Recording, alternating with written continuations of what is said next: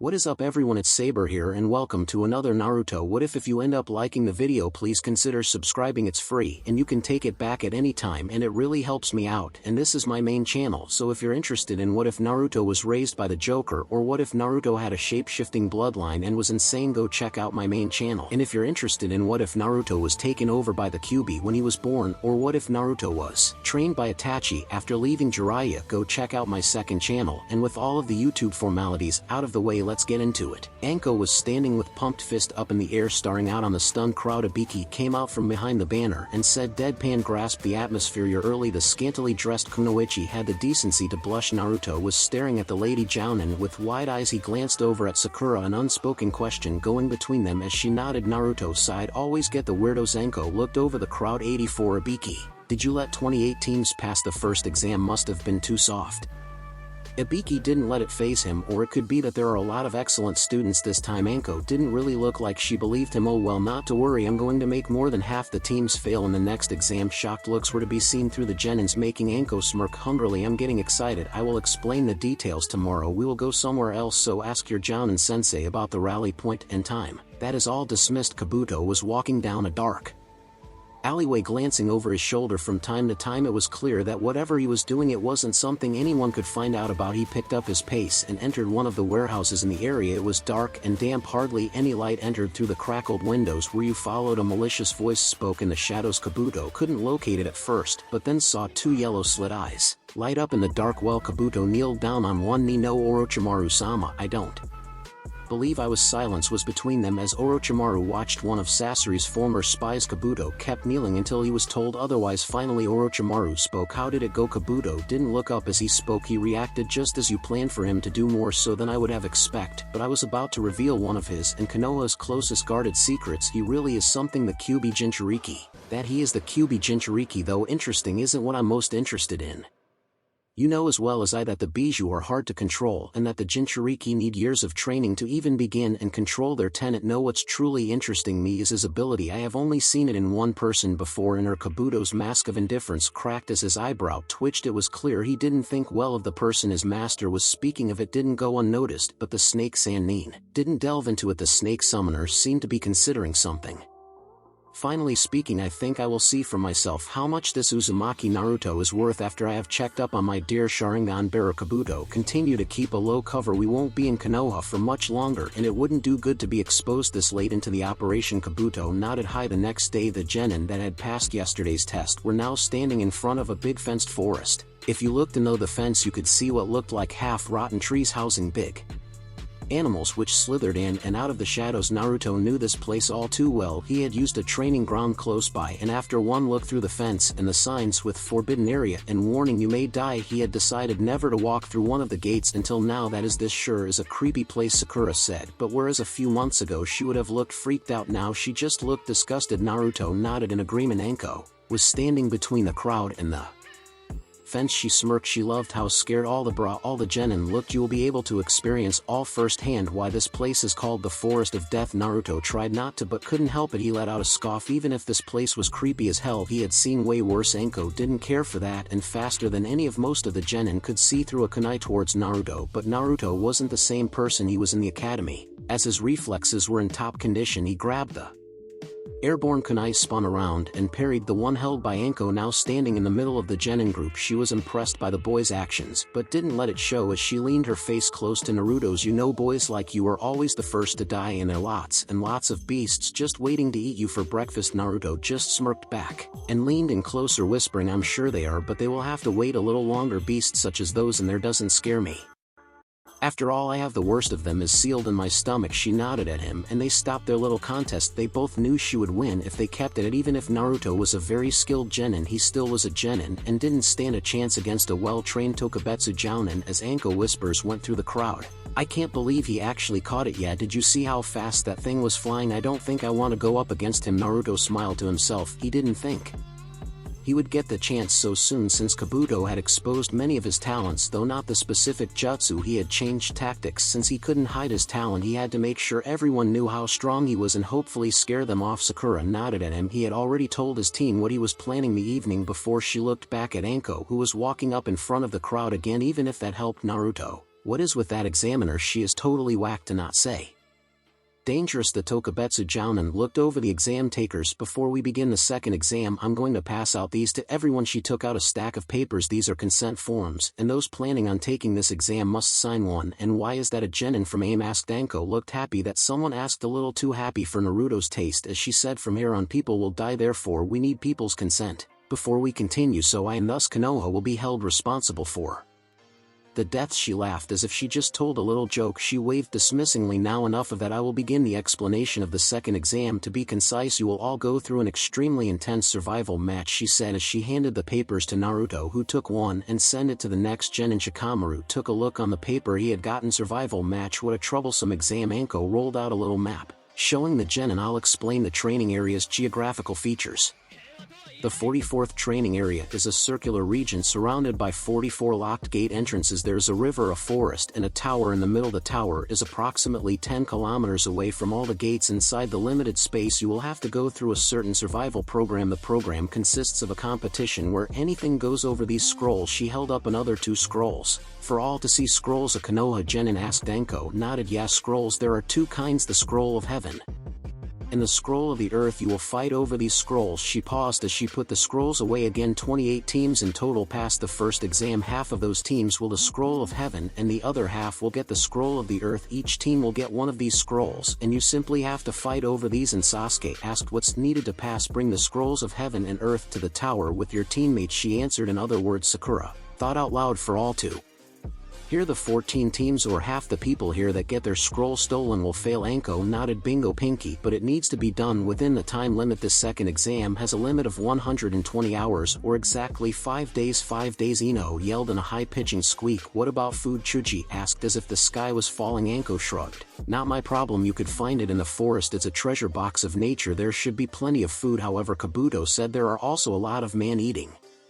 beasts, poison bugs, and poisonous man-eating plants. No, Chuji said, disheartened idiot, that's why it's called a survival match. Ino scolded. Also, it came from Niji. It is possible that it's less than the 13 teams that pass. Lee looked excited to try it out, and as time passes you will be required to move more, so the time to rest your body will become shorter. This seems quite rough and we're surrounded by enemies, so when we finally do sleep we won't be able to do so in peace. Naruto finished. A silence overcame the genin as they all thought about the possibilities. People will get hurt in the process of fighting over a scroll. Anko continued, and those who cannot bear the shinobi program's strictness will also emerge. Shikamaru raised his hand. Excuse me, can we quit in between? Anko frowned. As a rule you are not allowed to give up during the exam. You will spend the 5 days in the forest, just as I thought. Shikamaru sighed. How troublesome. While we're on this topic, here are the conditions that will fail you. Silence fell over the crowd again. First, a team that cannot bring both scrolls to the tower with the whole team alive will fail. Second, the team that loses a teammate or produces an unrecoverable teammate will fail. Also, just as a note, you are not allowed to look inside the scrolls until you reach the tower. If you do, well, that's a surprise you'll see when you look at it. If you become a chunin you will be handling top secret documents, so this test is also to determine your reliability. That is it for the explanation. We will exchange 3 consent forms for 1 scroll at that hut. She pointed at said hut, and after I've gotten to your assigned gate entrance everyone will start at the same time. Anko looked like she wasn't sure she should tell more, but finally let in with a sigh. I guess I should give you one last piece of advice. Don't die. The members of Team 7 were standing in front of Gate 12. They had been some of the first to turn in their consent forms, not wanting to linger around the larger group. They were now waiting for the chunin in front of them to open a gate. It was to be open at 12:30 exactly, down to the second. They were all tense. Naruto, Sasuke, Koen, what was all Sakura could say before Naruto cut her off. Not now, Sakura-chan, wait till we're inside. We will find a place to get things sorted out. It took her a few seconds to figure out that Naruto wanted to wait with this talk till they were inside. They couldn't take any chances for once. Sasuke agreed with Naruto, so Sakura nodded at them. They went back to being silent and tense. The chunin in front of looked at his clock and unlocked the gate. Team 7 was getting ready to sprint off at full speed. It wasn't long after that they heard the crazy snake lady's voice resonating through the air. We will now begin the chunin selection second exam. Try not to die maggots, and the gates shot open and the 3 Konoha genin took off at full speed, leaping to the trees. The element they were most used to. They didn't stop for about 15 minutes, only caring about getting into the forest and away from everyone and anyone. They came to a small clearing. When they finally came to a hold, Naruto quickly created about a dozen of his Kage Bunshin and sent them to be lookouts throughout the area. Good, now we can talk, Naruto said. He looked at Sasuke. Which scroll was it we got again? The Scroll of Heaven. Sasuke replied, taking out the said object. Naruto nodded. Okay, then we need to settle a few things. What do we do from here? How do we recognize each other, and where do we hide the scroll? Sasuke shot him a glare. Who put you in charge, Dobe? Naruto shrugged. No one did. Team, if you want to take charge then fine, we just need to be fast, we can't stay in one place for too long. Sasuke still glared at him but didn't object, so Naruto continued. I already have an idea of how we can recognize each other. Naruto took out a scroll where the center was a pen case and pen. He put his hand out for Sakura to take. I'm going to put a seal on all of us. Sakura carefully laid her arm in Naruto's hand and he began drawing on the top of her arm. She bit her lip not to giggle from the touch of the soft brush. She was impressed by the seal. So what does it do? Well, I can't really explain it in detail, you wouldn't understand it to be frankly, but what it does is make a pull in the mind so you will know where the sibling seals are. Naruto explained. He saw the worry in her face and smiled amused. No, it won't last forever, it can't be washed off easily, but this ink will slowly decay. Give it a week and a half, 2 at most, and they only work in close proximity, but they will work, he said as finished Sakura's seal. She took a look at it. She didn't recognize most of the work, but did see something that looked like the sign from mind. He's really gotten impressive with working a Fuinjutsu. I still can't believe this is the same knucklehead from the academy. Sakura casted her eyes down. When we have some time I'll talk to Naruto later. Naruto reached for Sasuke's arm, who gave it reluctantly. Even he could see the use in what Naruto could do. Maybe he should give him a chance. Just Naruto continued. And then there's the scroll. I have 2 scrolls that look similar, so we can make fakes, and for the real one we can seal it in a seal on one of our bodies. I will modify it so we all can open it if the need should arise. Wouldn't be good if one of us gets knocked out and we can't open it because of that. Sakura thought what Naruto had proposed, and no matter how hard she tried she couldn't find any flaws. Naruto had really thought this through. The blonde member of team had finished Sasuke's seal. In the meanwhile he made 2 more Kage Bunshin right after, one to make his own seals and one to make the fake scrolls. Before the Bunshin started on the seal he moved a hand glowing with chakra over Naruto's biceps, something Sakura had never seen or heard of before. Slowly another seal faded into appearance. To no big surprise Sakura couldn't really make anything out of it but the number 12 close to the edge. As the clone began to make the pull seal, Sakura let her curiosity gets the best of her. Naruto, what is that other seal you got, and why wasn't it visible before? Naruto looked at the seal she was referring to. That it's a restriction seals, makes it harder to move around. Level 1 it's like to move through water, level 2 it's like walking through mud, and so on. So if you're ever in a pinch you can remove the effects, and what before seemed like just jumping a meter will suddenly be 12 meters. Even Sasuke thought that it was impressive. The same thought ran through Naruto's teammate's head. Sakura brushed away a strand of hair that had wiggled itself out of her bow / a tie. Naruto, do you think maybe I and Sasuke-kun could get one? I mean, it would be pretty good to have a hidden burst of speed in a pinch. Naruto frowned. I don't think you can. Sanine was rather adamant about me not giving it to anyone. First I didn't understand why, but after having studied some more Fuinjutsu, though it is one of the first seals you learn about, it's advised that you don't try it out before you have at least a year's worth of training. It's in a category of seals that not only require the seal itself but the knowledge of the seal. I guess it's kind of like a sealing scroll. Even if you have the seal, if you don't know how to access the items inside it you can't use it. There are some major differences between the two. The most important and obvious is again about the knowledge. If you don't know how to work a sealing seal you simply won't be able to get the item out or into the seal, but if you don't know how to work a restriction seal it can really hurt you. So no sorry. Sakura sighed disappointed. Oh well, and it came from Sasuke. He looked thoughtful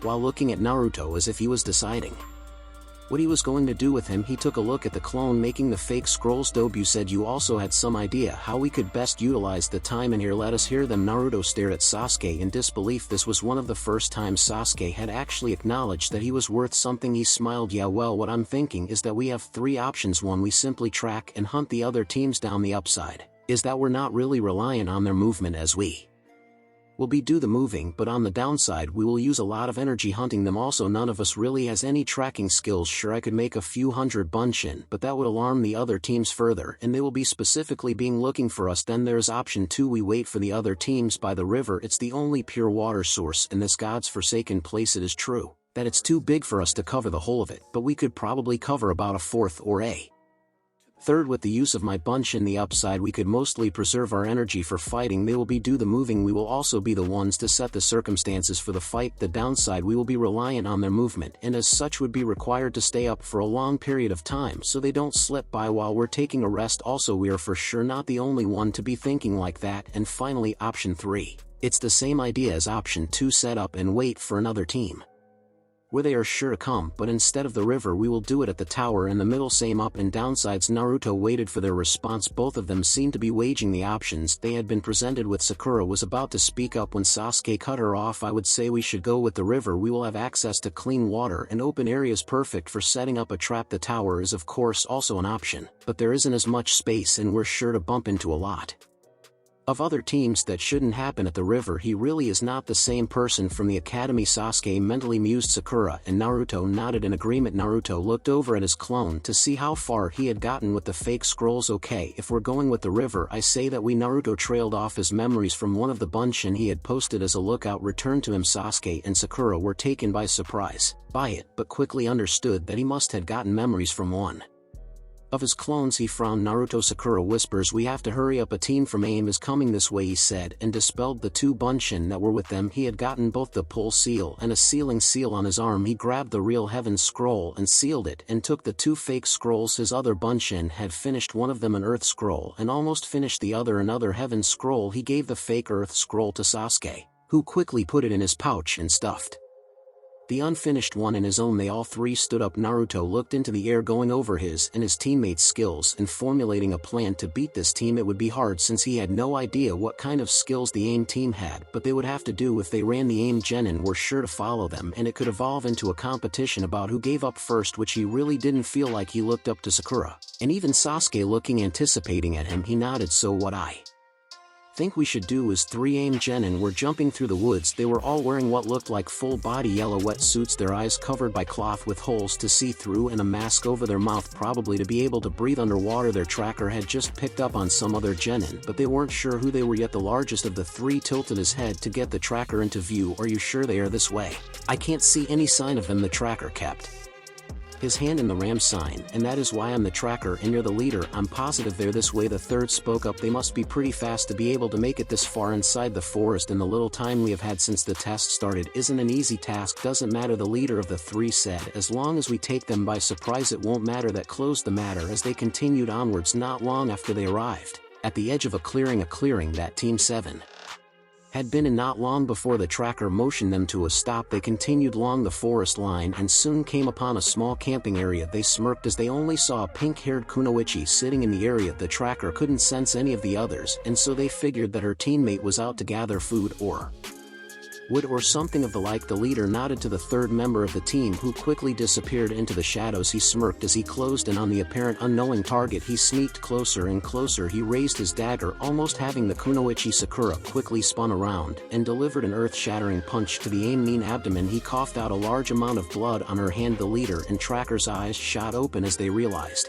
they had walked straight into a trap. They were about to retreat when they heard two voices from behind them. Katando Kaku no Jutsu Futande Tapa. The first thing that hit them was the searing wind. It burned what little skin they had exposed. Then they saw an eerie glow between the trees, where after a fireball bigger than they had even seen came soaring towards them, setting anything it passed on fire. They quickly jumped down into the clearing, the only place they were sure it wouldn't hit, only to hear the same voice that had casted the Futon Shoton Beningu Kasoku. Several chains made of crystal broke through the earth underneath them and wrapped themselves around the two they saw over at their humped-over teammate, and could see the same happening to him almost immediately after they felt their chakra being harder to access. Naruto came out with Sasuke close behind him, dusting his hands off in his pants. That went better than expected. Needless to say, the too conscious AIM Nin was glaring holes through him. Sasuke, I still say we should have killed them right away and risk not getting their scroll. Naruto asked him, not really expecting an answer. He walked over to the two-chained shinobi. So spit it out, where's your scroll? Like we would give it that easily, the leader said, laughing. You got some nerve, kid. Naruto sighed deeply and let his breath drop. Going to be that way then? He took up a stick from the ground. He turned his look back at the AIM Nins. Let's play a little game.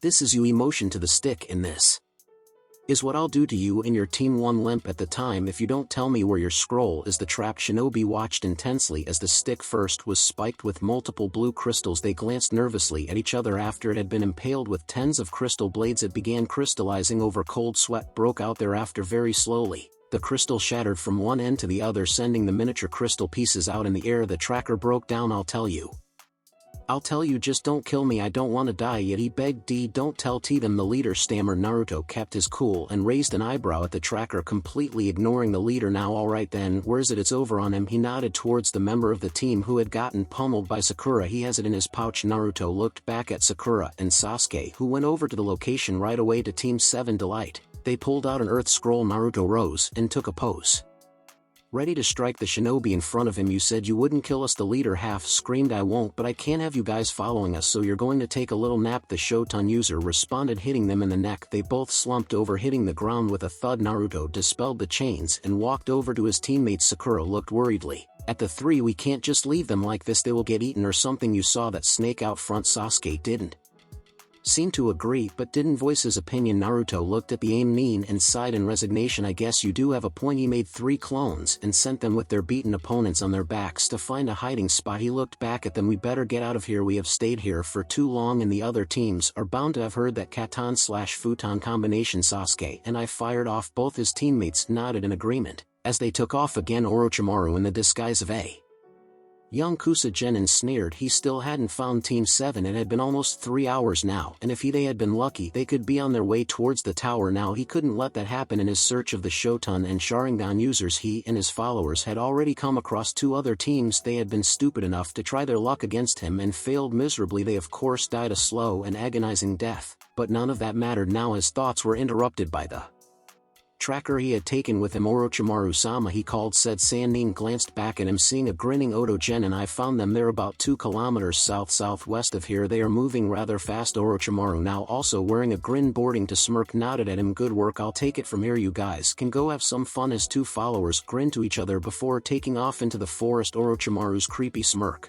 stayed on his lips as he thought about the Sharingan user and the Shoton user. He couldn't wait to see what they were capable of. He shot off with speeds only Jounin level shinobi would be able to keep up with. In the direction he had been told, Team 7 was jumping through the canopies of the forest, Naruto leading them, Sakura on his left and Sasuke on his right. They were heading straight for the center. They had gotten their scroll, and the longer they stayed out in the open, the longer they risked of losing them. No matter how happy Naruto was about his team already having the Earth Scroll, he couldn't help but also feel a tiny tad disappointed. And here I was ready to spend multiple nights out in the open fighting strong teams. Oh well, I guess you shouldn't look a gift horse in the mouth. In his mindscape, the QB smirked darkly behind his prison. You'll get your wish, brat. Let's see if you can live through it. It hadn't been 10 seconds since Naruto had thought those thoughts did a very powerful gust knock them off course, forcing them to land on the ground. They quickly jumped into a formation, covering each other's backs while being able to attack any angle. They stayed silent for about a minute, none of them daring to speak, but finally Sakura broke the silence. That wasn't natural, was it? She asked, still standing ready, trying to see if anything were coming for them from her view. Naruto shook his head. No, I'm pretty sure it was a futon de tapa, but it looked nothing like yours did. Sasuke stated, this has to have been at least 3 times that powerful, probably more. Well, the thing about Detapa is that it varies in strength from user to user. Many factors matter, as that doesn't matter now, the blonde genin answered. He narrowed his eyes as he saw something through the undergrowth. Sasuke, use your Sharingan here. I think they're coming. The Uchiha heir didn't get to do anything before they heard a laugh, sending chills up their spines. Kukuku, it came from the direction Naruto had pointed out. From the shade of the trees, a person seemed to slither towards them. You really don't let your guard down, said person came out into the light, giving Team 7 a clear view of a woman. She was one of the genin from Kusa. Looks like I can have more fun than I expected, she continued, and licked her lips, giving the genin from Konoha a sight of her abnormally long and odd-shaped tongue. She laughed again while taking out his scroll of earth. You want our scroll of the earth, right? She asked, not really expecting an answer since you 3 have the scroll of heaven. All 3 of Kakashi's students narrowed their eyes, the same thought going through their heads. She had been watching them, meaning that she had planned on taking them on. They didn't need an extra scroll, but none of them dared to speak or move against this enemy. The next thing the foreigner did, mental shiver, she brought the scroll to his mouth, her long tongue wrapping around the scroll. Before forcing it down her throat, she continued talking to them, her Hatai covering her eyes in shadow. Now let us begin the fight over out scrolls by putting our lives on the line. She looked directly up at the 3, pulling slightly down on her lower right eyelid. A monstrous amount of killer intent hit them, something none of them had expected. They saw over and over again how the Kusanin were going to kill them, slice them open, kunai to the forehead, their throats slit, all of their eyes widened in shock and fear. Naruto half buckled down to one knee, but managed to remain partially Standing though still visibly shaking, he glared at the enemy in front of him. She can't be a genin. Just who is she? No genin can manage to release such killer intent. No matter how strong they are, this killer intent, it has been through wars, it has been surrounded by death. If it wasn't because I have been exposed to the Kyubis. He shifted his eyes to his teammates. Sakura and Sasuke had fallen down on their knees. Sasuke was currently bent over, emptying his stomach's contents. A genjutsu? No, it was just intent to kill. I can't believe it. After just seeing into her eyes, I was imprinted with an image of my own death. Just who is she? Sakura was doing far worse. She was shaking like a leaf, crying her tears out. No matter how hard she had trained, nothing could have prepared her for this. How could she? This was a Chunin exam. No one like this should be in here. Naruto was still shaking, but now in anger he looked back at the imposing Kusa genin, remembering his training, and shot his deadliest glare with some of the Kyubi's own killer intent. Naruto could feel traces of the Kyubi's chakra running through his system and knew that if he looked himself in the eyes he would see red slit eyes instead of the usual ocean blue. Sasuke stared up at Naruto, not knowing where he could have learned it. Sakura, though still in tears, felt relief hit her system. Who are you? Naruto growled. The hidden Orochimaru took a step back at the unexpected killer intent that rivaled if not beat his own, then smirked. Kukuku, seems little Naruto-kun has more control over the Kyubi than I thought. He smiled in his own creepy way. Very impressive, Naruto-kun. I didn't expect you to be so in control. Tell me who you are, Naruto repeated more harshly. Orochimaru in the Kusa genin's body smirked. Make me. That was it for Naruto. He charges as fast as he could, conjured a crystal Tanto in the process, and slashed through the foreign genin. His eyes widened as the person his Tanto was half buried and disappeared into smoke. She reappeared right in front of him, going through hand seals faster than Naruto had ever seen. Futon Ring couldn't. Before Naruto could do anything, he felt like he was hit by the Hokage monument. Everything hurt as he was shot like a cannonball deep into the forest. She did not realize her voice echoed so loud as Sakura watched in horror. Naruto, Yujito, Omoi and Karui were sitting up in a tree while having something to eat. They had been running around the forest trying to find another genin team, but no such luck yet. Omoi swallowed his mouth full of rice ball. You know, we could try the river. Some teams are bound to go there to get fresh water. If you don't, then you will just get dehydrated. Then you will. Gosh, we get it already, Omoi, Karui yelled in a whisper and took another bite of her food. She sighed in defeat. But you do have a point. We're not getting anywhere at this rate. I really wish one of us was a sensory type that is good right now, right, Yujito-chan? Yujito-chan said. Girl was currently lost in thought, thinking about a certain blonde genin from Konoha. Yujito-chan, Karui yelled into her ear. She pushed her away right away, rubbing her ear. That's mean, Karui. You know how much more sensitive my hearing are because of Nibi. Karui shrugged. I had to do something. You were kind of in a daze. Yujito blushed. I was. Omoi nodded. Yeah, what was that about anyway? It's like the 5th time it has happened since yesterday. It could be really bad. Just think, we're in the middle of a fight with another genin team and they are charging at us. You're just about to cast a jutsu to counter theirs, but you phase out and then ouch. Karui rubbed her fist but then looked at Yujito again. He has a point. We need you to keep your head in the game. We are in here with a lot of other people and some of us will die. Yujito sighed. I know, it's just. She stopped when she felt faint killer intent. She looked at her two teammates who were looking in the direction it was coming from. Not long after they felt a much more potent one. Yujito's eyes widened as she felt demonic chakra being used. Let's go, she said, and jumped towards the killer intent. What are you doing? We should run away from that, Karui screamed. But Yujito didn't listen. Karui quickly picked up Omoi. Come on, we can't let her go alone. They quickly jumped from branch to branch trying to locate the exact area of the killer intent and demonic chakra was coming from. Their eyes widened as they realized that one of the sources were moving fast towards them. That's when they started to hear the crashes. They stopped, getting ready to jump anyway to avoid anything. Through a tree crashed. What Yujito concluded was the source of the demonic chakra, and it didn't stop from where they were standing. They could see him crash through 3 more trees before continuing out of sight. Yujito looked at her two teammates before dashing off after the living projectile. Naruto tried to channel more of the fox chakra into his system as he kept crashing through trees. He finally stopped by making a big dent into what seemed like a several hundred-year-old oak. He fell down from his crater, falling headfirst into the earth. He groaned as he tried to get up, but found out he couldn't get more up than on 4 limbs. He coughed hard and spat out a fair amount of blood. He closed his eyes trying to focus his thoughts, which was hard because of all the pain. He had never felt so much pain before. The futon jutsu wasn't enough. He had to go through multiple kilometers of forest and through who knows how many unforgiven giant oak. He could feel at least 5 rips broken. His right leg didn't feel too good either, and he was almost positive he was bleeding internally. Since he was coughing blood up, he groaned again as he sat up by the oak and closed his eyes. Even with the fox's chakra, this was going to take a while to heal, and he had to get back to Sakura and Sasuke fast. He didn't want to think what that maniac would do to them, but he couldn't do anything right now. He had to rest. His ears twitched as he heard something moving, and his eyes went wide open when he heard a hiss. In front of him was a snake big enough to fill up his whole apartment, and still have a good portion of its tail outside. It looked hungrily at him and began to slither towards him. Naruto used all his power to stand up, still leaning onto the oak, and made a crystal tanto, but the crystal shattered as soon as it had been made. He closed his eyes. No, it can't end like this. Anything but this. QB, just a little more. Let me your chakra. He opened his eyes screaming and brought his free hand slamming into the ground. Shoten Susho no sure. The snake stopped as the whole clearing shook, seemingly concentrating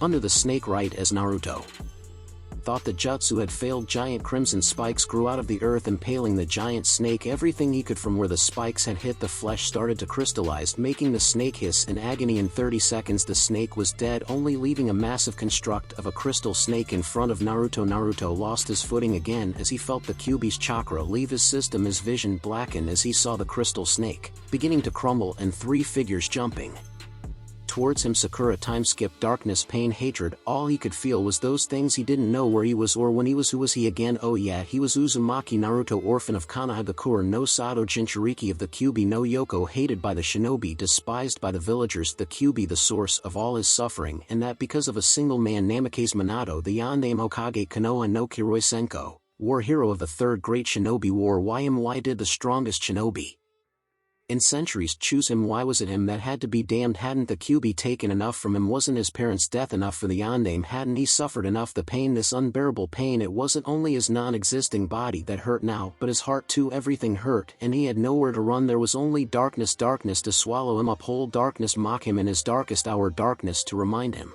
of all the things he didn't accomplish, all the things he wouldn't accomplish, and the things he never could accomplish. He had never hurt this much before. He wanted to get away, but there was nowhere to go, nowhere to run. Then out of nothing came flash brighter than the strongest katan jutsu, so bright that he thought it was a new sun. It was somewhere instead of this nowhere. He began running towards it. He started to feel his body, his chest, his legs, his arms, his head, his everything. He was something, somebody. The darkness grabbed out after him, trying to hold him away from the beautiful light, the godsend light, but he wouldn't lose. He used all his powers to struggle to get away from the awful thing that was darkness. He was getting closer. He could feel the warmth, the caring, and the love. He had to get there, but the darkness was so strong. He was so close. He couldn't be shown the way out, just to have it taken away. But he started to slow down. The darkness came from him again, dragging him away from the light, from the warmth, the caring, and the love. He couldn't take it, the hatred, the pain, the darkness. It came for him again. He started to lose to it slowly, inch by inch. It won, dragging him away from the light. It got colder. That's when he heard the voice, that familiar yet completely alien voice. It was soothing, knowing, caring. It gave him strength. He fought. He couldn't lose to the darkness, and he wouldn't. He had things to do, goals to accomplish. He was going to pass these exams. He was going to be acknowledged by the village of Konoha, and he was going to become the Hokage. He used his newly gained strength to get out of the grasp of the coldness, the darkness. He used all his powers to get to the voice, to the light. He was winning. He was so close now, just a few more meters, 5 meters, 3 meters, a half meter. He stretched out his hand to touch his savior. He was so close to the warmth that burned his hand, but he didn't care anything but the darkness, and he touched it. Light exploded all around him, chasing the darkness away, the coldness away, the pain and hatred away. There was only light, only love, only warmth. He blinked a few times to get used to the brightness. What he saw was not what he expected. He was standing what he guessed was a room, but without walls. There wasn't much furniture here, only a small table, a chair, and a crib. He heard low light breaths from it. He slowly stepped over to it, his breath getting stuck in his throat. When he saw who was laying in it, it was a baby, which couldn't be more than a day or two old. That wasn't what had gotten to Naruto. It was its appearance. 3 very familiar whisker marks were across the cheeks. His blonde hair was spiky and uncontrolled, bristling in all direction. The baby had his eyes open to show him the most deep cerulean eyes, which he knew very well. He got a shock as 2 people appeared in the middle of the room. A blonde man was kneeling, holding a long red-haired woman to his chest. You could see that she was very beautiful, despite appearing so sick and weak. Once again his breath hitched as the man rose from his kneeling position, showing his full appearance. He had the same spiky blonde hair as the baby, but longer bangs framing his head. The same deep cerulean kind eyes was positioned in his face. His whole body structure just shouted, I have power and I'm not afraid of using it if I'm forced. It was the Yoname Hokage. Why? The red-haired woman weakly spoke. The pair didn't seem to have noticed the stranger in their home. Naruto stood frozen, not daring to make any movements. Minato began walking over to the crib. Never mind that, now just stay with Naruto. His eyes widened in realization as he heard what the older blonde said. He looked in disbelief between the man standing over the crib to the woman lying in it beside the baby. The woman hugged the baby tightly, her eyes watering. Naruto, she didn't notice the dark and grim look which was displayed in her husband's face. His fist tightened a second as a resolute expression took over the grim look. He went to where a wall should have been and opened what appeared to be a closet. He quickly took on a white cloak, with red flames dancing at the bottom. On the backside the kanji for Yandere Mokage was displayed. Naruto had no doubts now, this was the legendary Konoha no Kiroi Senko Minato. Thank you, the woman spoke. Good luck, I'll be right back. And with that he disappeared in a flash of yellow. She just lay there looking at her newly born son. He began to sob lightly, almost as if he knew what would come to be. The woman comforted him. There, Naru-chan, everything will be alright. But he didn't stop. He began to cry louder. Nothing is going to happen to you, just go back to sleep. But it didn't stop him. She sighed deeply with a smile on her lips and began to sing for him. Chills went down Naruto's spine as he recognized the voice. It was the voice that had saved him from the darkness, the voice which had haunted his dreams since he don't know when. He sat down on the chair simply listening to what he could only guess was his mom. A serene smile spread on his face. Just when you think hope is lost and giving up is all you got, blue turns black, your confidence is cracked, and there seems no turning back. From here sometimes there isn't an obvious explanation why the holiest hearts can feel the strongest palpitations. That's when you can build a bridge of light. That's what turns the wrongs all right. That's when you can't give up the fight. That's when love turns nighttime into day. That's when loneliness goes away. That's why you gotta be strong tonight, and only love can build us a bridge of light. Naruto could have listened to that for hours, maybe even days, and not get tired of hearing it. He closed his eyes as the song went on and on, just reveling in the peace he felt. But he suddenly frowned when the voice became lower and lower. He tried to open his eyes, but he couldn't. He could only sit there as the angelic song was taken away from him. Naruto winced. He could feel all the pain in his body. He wasn't in the light anymore. What was that place anyway? Had it all been a dream? He really wasn't the Yandame's son. No, it couldn't have been a dream. Not with all those emotions he felt. He could still feel the peace from the light, the love and the concern, two feelings he never really had felt before, but instantly knew what they were. He turned over to feel a warm glow from behind his eyelids. It was nice, kept him warm now that he was lying here on the forest floor. But how could that be? How did he get here again? The last thing he remembered was the snake which poofed away just like a summons. As a snake summoner, the only Konoha nin with a contract to the snakes were Anko, and no one, not even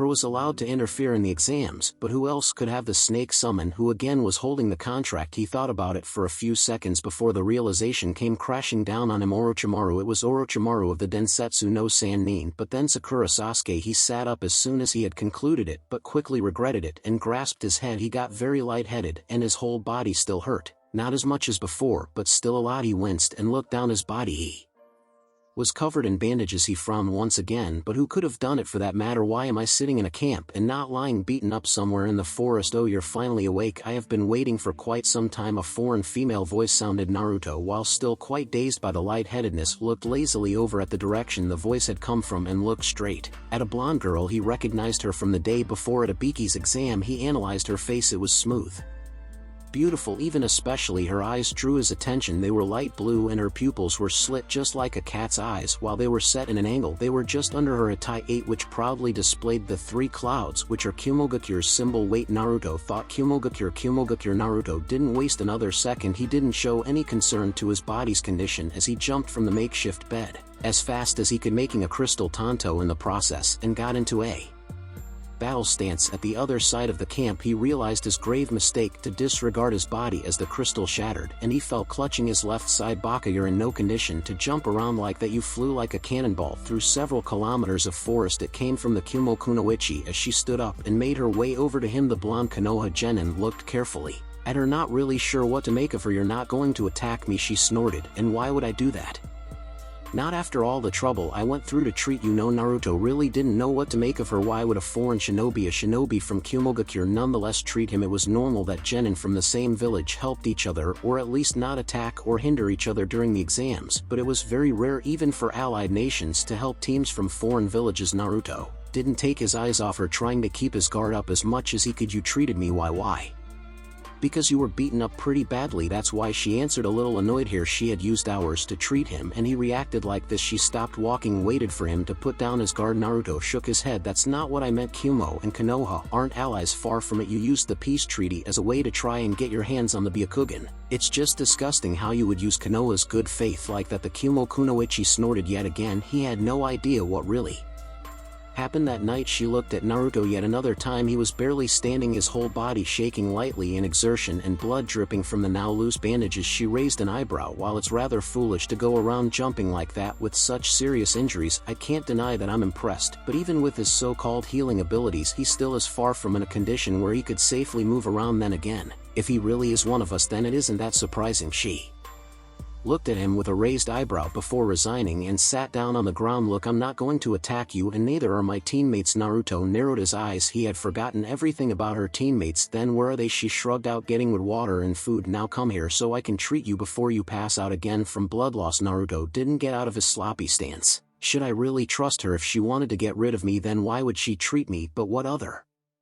options do I have? I could try run for it, but with these injuries I wouldn't get far. She would catch me within a few minutes. I could call for help using that, but I don't think I have enough chakra to do it without passing out, leaving me at her mercy. And I could of course just put my trust in her, so it doesn't seem like I have a choice. No matter what I do, I will be at her mercy. Might as well not waste any energy. He carefully got out of his stance. Fine, but I'll be watching you. He limped over to the now standing Kumo Genin, who helped him over to the campfire again, where she began changing and tighten the bandages. He couldn't help but blush as he stood bare-chested. As she looked over his wounds, she raised an eyebrow at what she saw. He really did have rather impressive healing abilities. The long gashes he had when they found him were almost gone. If all his wounds heal as fast as these, she thought as she began stroking his chest lightly, feeling the wounds, he must never have gotten and never will get any scars. It came from Naruto. She looked inquiring up at him. His cheeks was as red as a ripe tomato. She soon noticed why she had been stroking him all over his muscular chest, checking for the wounds. As she realized what he must have thought and felt, she blushed deeply and quickly changed the bandages. She sat down on the other side of the bonfire. So what's your name? She asked, eager to shift from the awkward atmosphere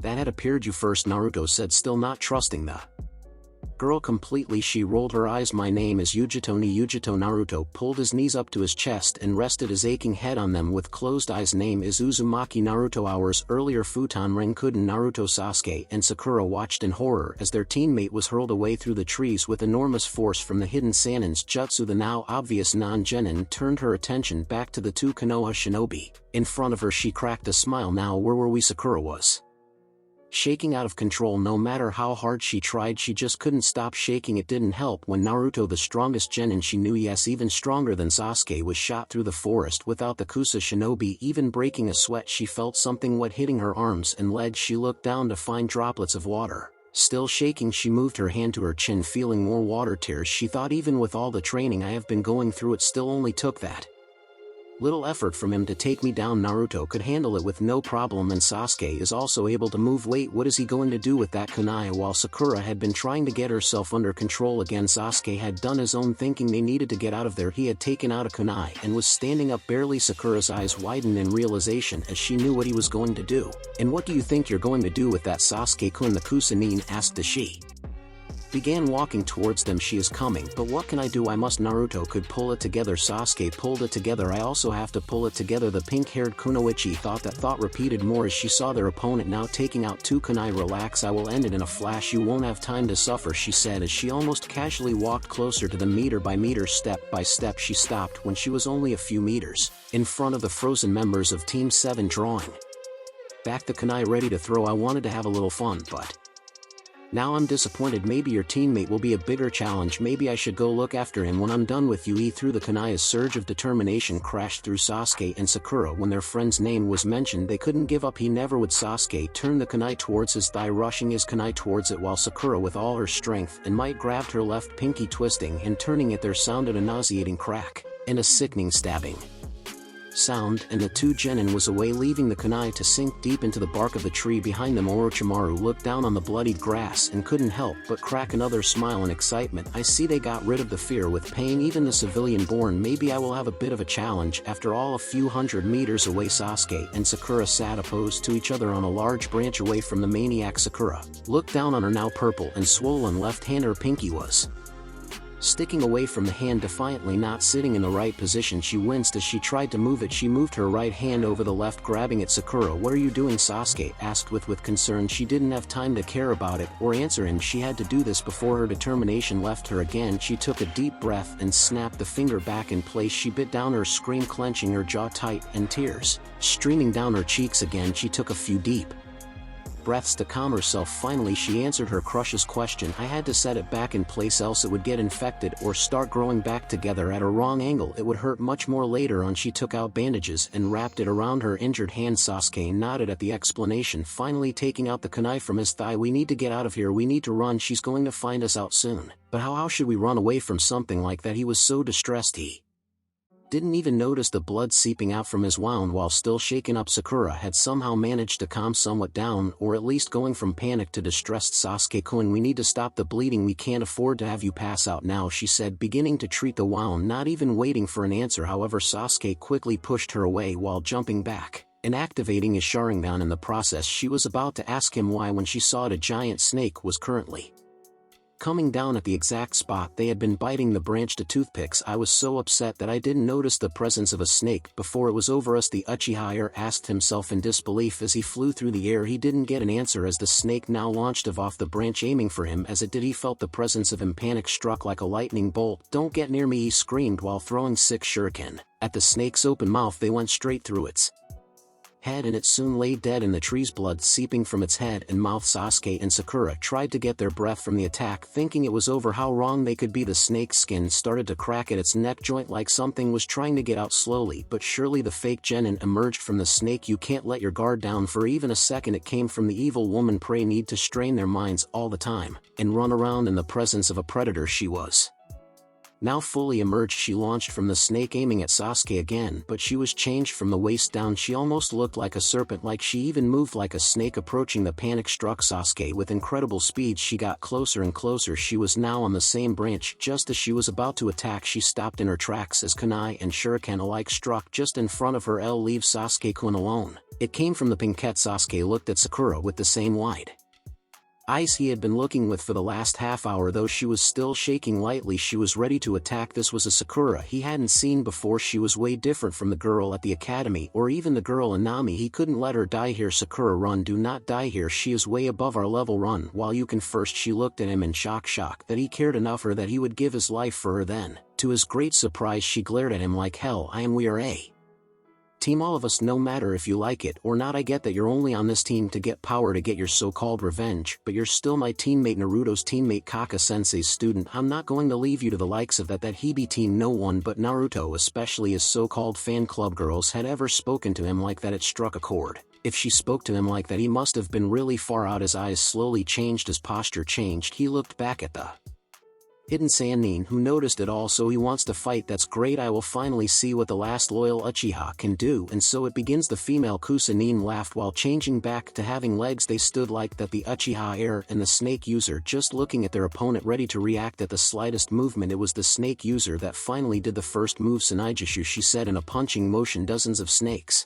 appeared out of her sleeve, aiming their poisonous fangs at the Uchiha's. Eyes widened and he quickly jumped over at the branch Sakura was standing. Orochimaru smiled as if it had been part of his plan. He pulled up his left sleeve to show a weird-looking seal. He bit his thumb and smeared the blood over it and began to go through hand seals. Sasuke immediately recognized the seals, but before he could warn Sakura, Orochimaru yelled the name of the jutsu. Kuchios no Jutsu. The 2 genin were hit by a rough gust as chakra emerged from their opponent. When it was finally over, they found the snake user had summoned a very large snake. It was at least 30 or 40 meters long. He laughed again. "What cute prey we have here. For now, eat them." The snake didn't need to be told twice. It brought its head back before striking. Sakura acted before even thinking. She remembered her training mold chakra in her arm to increase its strength and strike. She punched the branch below them, causing it to break from the tree and fall down into the depths of the forest. Sure, they would maybe get hurt by the fall, but it was better than fighting a giant snake. Sasuke was surprised by the sudden free fall, but quickly realized it was Sakura's doing. They both collected chakra at their feet and came to a hold on the tree's bark. They nodded to the other and started to jump through the rotten-looking forest together, trying to get away from the snake summoner. It hadn't been more than a few seconds later that they heard the forest behind them getting destroyed by something big it was the snake with its summoner going after them. It was that train of thoughts that left them totally unprepared when the summoner came from their right side, punching Sakura harshly into a tree, and Sasuke through the air. He saw the giant snake behind him coming to its summoner call. Sasuke twisted in the air and landed on a branch. Sakura, he called her. He looked at her with worry, relief filling his face when he saw her crack open an eye. He turned to glare at the summoner. He reminded him way too much of a certain man. He remembered it like it was yesterday. He closed his eyes as he remembered what he had said to him. Foolish brother, if you wish to kill me, hate me, detest me, and survive in an unsightly way, run and cling to life. No, he wouldn't let anyone he cared about the least get hurt again. He opened his eyes as Sharingan, now evolved Orochimaru, smiled yet again. He is definitely part of the Uchiha clan. His blood must be making him excited. Sakura jumped down on a branch, violently coughing up blood as she kneeled down. Sasuke saw it. We can't keep running in this condition. Then I must fight him with everything I got. Orochimaru pulled up his sleeve again. I will take my time to see how strong you are. He laughed and recalled his snake to its own summoning world, getting into his stance. Sasuke didn't even flinch at the gust. He had made a resolve, and he wasn't going to back down now. He brought out a kunai and put it in his mouth. I have to survive to kill my brother. When that thought came to my mind, I realized that I was the one who was acting like an idiot. Naruto, Sakura, how can someone who can't even risk his own life here even think about killing the man who slaughtered his own clan? Sasuke charged. He jumped into the air, throwing several kunai at his opponent, who dodged them with ease. He jumped from tree to tree, finally getting to the snake user and brought a punch and a kick to his chest, both of which Orochimaru simply blocked. He retorted and tried to kick Sasuke while he was in the air, but Sasuke spun around, barely dodging it. He used the momentum from the spin and landed crouching a few meters away. They didn't stay that way for long as both charged again with amazing speeds. They engaged in close combat, each trying to get into the other's guard. Unbeknown to Sasuke, Orochimaru was merely trying but was greatly impressed by the skills of this genin. They kept throwing punches and kicks at their opponent. Sasuke dodged under another kick. I can see it. Orochimaru punched at Sasuke's chest, the force forcing them a few meters apart. The snake summoner decided to take a different approach. He ran around Sasuke in a radius with speeds approaching Jounin level. The only reason Sasuke could see it was because of his newly evolved Sharingan. I can see he dodged when his opponent came at him, ramming into the tree where he had stood a fraction of a second earlier. He brought the ram seal up, took a deep breath, and spewed fire at the snake, and again soon Orochimaru was engulfed in a sea of flames. The flames dispersed to show no Orochimaru, but Haku asked quickly at his side. Yeah, I am now, but I need to get going. Naruto said. Hey, you wait just a second, mister. The red-haired teammate said we help treat you and watch over you, and you're not even going to explain yourself. Who the hell did that to you, Orochimaru? He answered flatly when he saw their faces of recognition and shock. He nodded. Yeah, that Orochimaru of the Densetsu no Sannin. But how do you know that? The dark-skinned boy asked. The snake that attacked me, Naruto said while looking for his shinobi gear around the campsite. The snake dispelled when it died, and only summoned animals does that. And before you ask, I know it was Orochimaru's because only one other person has signed the snake contract, Mitarashi Anko, and as you all know, she isn't allowed to interfere in the exams unless it's a really dire situation. He paused as he began equipping his gear. Even if Orochimaru let someone else sign the contract, it would only be someone who was in league with him. To be honest, I really hope it was Orochimaru, else we have 2 Jounin plus level shinobi running around in here. He checked if he had all he needed and then turned towards the 2 foreign teams. Thank you for treating me, but I really got to find my team. If Orochimaru really is in here, Kami knows what he has done with them. He was about to take off when both Haku's and Yujito's voices sounded. Wait, hold on. They turned to look at each other, and Haku continued. First, we're coming with you, what Kohei said, while Kojuru just looked even more nervous. As to Yujito then said, causing similar reactions from her 2 teammates. Naruto looked at them for a second and then shook his head. I can't ask you to do anything like that. Yujito gave him a real cat smile. Then it's good you didn't. We're coming whether you like it or not, right? Omoi Karui. Omoi sighed. I guess that can't be helped. If we don't go, you won't let it go, and you will probably end going off by yourself and up against one of the Sannin. You will. Ouch. Karui rubbed her hand. Stop overthinking things. She turned to Yujito, took a look at Naruto, and then back at Yujito. I guess if we treated him like that, it wouldn't be very good to let him go on his own. Besides, we already have our scrolls, and there is still over 3 days till we gotta be at the tower. Haku was also trying to convince her team. Looking at Kohei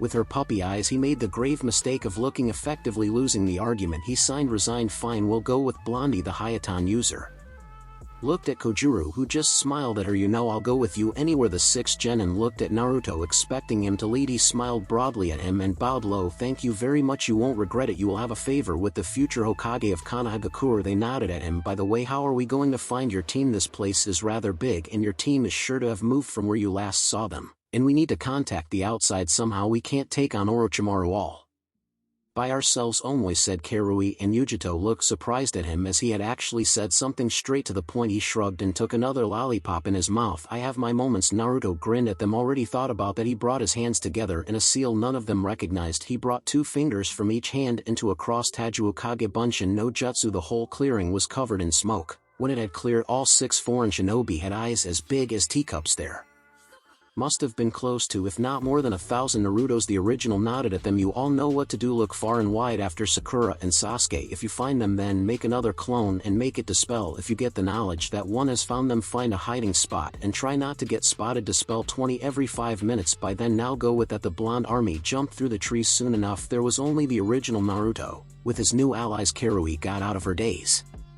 That takes care of that. But how are we going to contact the outside? We can't exactly just go out a gate. Naruto only shushed her, making her glare a bit. Naruto brought his hands together in the ram seal and concentrated. Feel the chakra throughout your body, mold it and focus it at the hara. Compress it into a sphere. Squeeze and compress from every side. Once it compressed as much as possible, release it all at once. The 6 genin were shocked once again as Naruto's navel area began glow blue with chakra, and even more so when it expelled in a thick wall of chakra, knocking them all of their feet. They could see it go on and on throughout the forest in all direction. Naruto panted lightly, but it wasn't too bad. Hokage Gigi knows that I'm the only one in the village that can do that. When he sees it, he will know something is wrong. But Naruto Keikun, the Hokage mansion is in the other end of the V village. Kojuru said. Kohei snorted. Yeah, do you expect it to travel over 120 kilometers? Naruto shrugged. It will travel at least 90 kilometers, which is enough. You will be able to see it, and if he doesn't, the ANBU are sure to alert him. He ignored the look of awe from 5 of the 6 and then got a stern look on his face upon remembering the seal he made on his arm. He looked, seeing it was broken in places. Shit must have been damaged when I was cannonballing through the forest. He looks to everyone now. We really need to get going with that. He started moving the Kumo and Kiri teams following him close behind. While he knew the situation was dire, he couldn't help but be impressed by their little gathering here. He was helped by a team from Kumo, a village Konoha was barely having any relations to at the moment, and a team from Kiri, a village that had been ravaged by civil war and hadn't been in alliances ever. He jumped through the forest, getting to the location he had last seen his teammate Sakura-chan. Sasuke team, please be okay. Time skip. Team 9 consisting of Higurashi, Tenten, Hyuga, Niji, and Rock Lee were jumping through the canopies of the 44th training ground. They had already beaten down some AIM genin and were lucky enough that they had the scroll of earth, the scroll they needed. Now they were jumping, running, and anything in between as fast as they could towards the tower. The longer they were in the forest, the bigger the risk was that they would be taken down by an opposing team. They hadn't really talked much more than necessary, mostly because of Niji. He was still upset. Tenten guessed because she had withheld information about an enemy, as Niji so affectionately had called him from her team. Tenten's side, she had respect for the branch member of the Hyuga clan, but he really could be a pain in the ass. It wouldn't hurt him to loosen up just the slightest. Naruto had told her his Shotun's secret, and had specifically asked her not to tell anyone, so of course she hadn't. That didn't matter anymore because of that four-eyed Kabuto. Something, she wasn't going to betray her blonde friend. While she didn't know why, she did know that he didn't have any friends. Well, now he had that pink head, his crush nonetheless, as his friend too. Argot came from Niji as he deactivated his Dijitsu almost at the same time as birds from almost every tree took off. Are you all right? Lee said, already being beside the kneeling Niji said. Stoic. Hyuga blinked a few times, apparently to get spots away from his eyes. Prepario was all he managed to say before the air became thick and electric. Tenten and Lee immediately got into a defensive stance around the still half-blind Hyuga, ready for anything coming at them. Soon after they saw what had blinded their teammate and making the noise, a fast-moving thick wall of chakra, they braced themselves as it washed over them, ticking their skin in the process. As fast as it had appeared, it disappeared along with the humming and electricity. What was that? Niji asked to himself as much as his teammates. Tenten had a pretty good idea of what it was. She just hoped she wasn't right, because if she was, then Tenten. Look at your pouch, Lee exclaimed, pointing at said pouch with large motions. Tenten twisted herself to see what he was talking about. Through the crack of her pouch you could see a dimmed pink glow. She took the pouch off and put it on the ground with her teammates at her side. They all crouched down and carefully opened it to see what could be the source of the light. Lee's eyes showed recognition, while Niji's was immediately scrunched into a glare as she took the crystal six-sided shuriken she had gotten from Naruto so long ago. She had a habit of taking it anywhere, even on missions, but she had never seen it like this, slowly pulsing with energy and emitting beautiful light. Niji turned his glare from the shuriken to his female teammate. What is that? Tenten didn't answer right away. She was going over the possibilities of why Naruto had used that big chakra wave. Surely he must have mastered it enough by now to not make such a big one, which meant that he was sending a message he was in trouble. Determination etched its way onto her face. It's a gift from Naruto. We have to find him now, she said, getting up from her squatting position and faced the way the chakra had come from. No, we are not. We need to get to the tower as fast as possible, Neji said harshly. That blonde was only fated to be last, not matter if he had a Kekkei Genkai or not, and he wouldn't waste his time on him. I don't care if you will come or not, Neji Tenten said in an equally harsh tone, surprising the other members of her team. She never talked to them like that. Naruto is one of my best friends and he is in trouble. I will go either way. Lee, who had stayed quiet so far rather impressively if you take into account that he was normally a bigger ball of energy than Naruto, and decided to finally come with an input. Neji, I will go with Tenten. Naruto-kun is also my friend and I will not leave him if he is in trouble, he said in a calm but steely voice. The Hyuga prodigy changed between glaring at the green-clothed boy and the weapon mistress before finally giving in with an annoyed sigh. Fine, let's go find him then. With that, Team 9 took off further into the forest of death to find a certain sapphire-eyed genin from Konoha. The examiner for the second exam, Mitarashi Anko, was sitting on top of the stall where the genin had come to get their scroll. She was swinging her legs lightly and drinking some broth while chewing on her favorite snack. And why would I want that? QB asked, sounding disinterested. You said it yourself, you have nothing to do in here. Naruto motioned to the room. I said no such thing, QB growled. PFT, you did too anyway. If you can see and hear what I do, then you have something to do. The fox stayed quiet for a minute or so, actually thinking about the offer. Neither Mito nor Kushina had offered anything like this to him. He looked at the human in front of him, locking gazes again. He stayed like this for about 3 or 4 minutes. Naruto not wavering once. Finally it growled, very well, but don't think you will be able to tap into all my chakra. I will give you enough to fight a fight, but nothing more and nothing less. Deal. It came from Naruto. To be honest, he hadn't expected anything more. He opened his eyes for real this time and grinned largely at his teacher. Said teacher was looking expectantly at him. Did you do it, the old pervert? Asked his student. He had a pretty good idea what the answer would be with the large grin and all, but with Naruto you could never know. Hi, I did the now very happy, Naruto said and brought his hands together in the ram seal. A few seconds later Jiraiya could feel the fox's chakra leak out around him in a much larger quantity than he had expected. Now the real training could begin. Flashback. And he frowned. QB,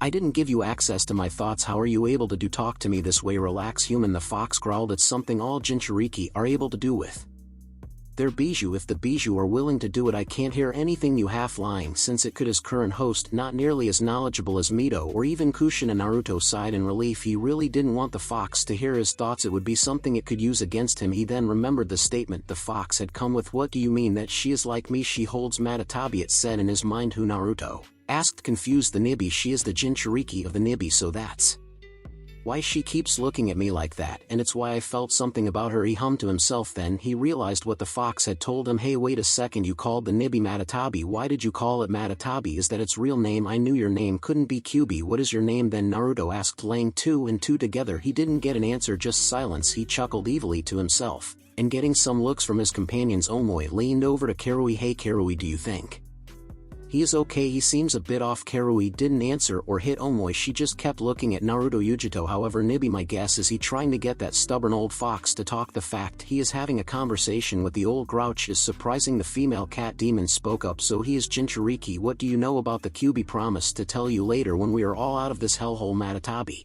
winks as she goes silent. Fine, Naruto said to the QB, if you don't want to tell me, I guess I will just have to come up with a name for you until you want to tell me. Ruben, not easy. He mused for himself for a minute or so, finally coming up with a name. I got it. From now on I will call you Anthony, at least until you tell me your real name. Anyway, Anthony, how come you're suddenly talking to me? Anthony, are you there? Anthony, for crying out, fine, my real name is Kurama, just don't call me something as vile as Anthony. It snarled in his mind, spitting out Naruto's affectionate nickname like poison. More so than he had done with the word human. The blonde Konoha genin snickered to himself at his little victory. And to why I'm speaking to you, that's my own business. Naruto didn't answer. They had finally reached the place he had seen Orochimaru first. Naruto sighed in relief. No bodies. The snake Sannin could of course have taken the bodies with him, but there wasn't any blood either. What now? Kohei asked. Well, Naruto said, now we look around to see sign of battle. Sasuke may be an ass, but he wouldn't Go down without a fight, Kohei snorted again. He was up against a sand nin. He can't have been much of fight. Naruto glared lightly at the Kiri nin. What was his problem anyway? He wanted to give him a piece of his mind, but settled with just saying don't underestimate Konoha's shinobi. The Kiri Genin was about to retort when Haku gave him a sharp elbow in the ribs. Okay, so now watch out. It came from Kirui. Naruto turned around to see what she was talking about. A lot of shuriken, and Kunai was hailing towards the 7 Genin. Naruto quickly stepped in front of his new friends and quickly went through a couple of seals. Doton Doryohiki, he cried out and slammed his hands onto the earth. There was a big rumble and a medium-sized wall made of earth sprouted out of the earth in front of them, effectively defending them against the shinobi weapons thrown against them. When there weren't any more weapons to deflect, he lowered the wall to not hinder their sight around them. Not long after he had done so, did a dark chuckle resonate from the shadows of the forest, the same dark chuckle Naruto had heard before. The Kyuubi Jinchuriki narrowed his eyes into a glare. Come out, Orochimaru. Ku. It sounded as said person came out from under a tree. So you figured it out, did you, Naruto-kun? I'm surprised that you're able to, but that is to be expected by the Kyuubi Jinchuriki. The snake Sannin smirked. The dead last of his year turned out to be something special. To think I had originally written you off. Naruto ignored the gasp from the Kiri team and just kept looking at Orochimaru. He glanced over at Yujito, who were looking back at him with a face that said I knew it. He looked back at Orochimaru. Yujito-san, don't hesitate to use the Nibi if you can. She looked at him with a plain face. How long have you known? Not long. Kyuubi told me that he sensed Nibi within you on the way here. Oh, it came from Orochimaru. What do we have here? A little kitten lost in the woods. Did you know that snakes eat cats? Shut up, Naruto said and began channeling his tenant's chakra. And now tell me where my team is. Orochimaru chuckled. And why would I do that, Sasuke-kun? And I had so much fun. I even gave him a little gift. A gift I might also give you if you're lucky. You can keep your gift to yourself, the blonde yelled back. He was beginning to get really pissed at this snake. If you won't tell me, I will just have to force it out of you, Naruto. Don't, Haku said in worry of her friend from Konoha, but it was too late. Naruto had already taken off. Now all she could do was to help him as much as she could.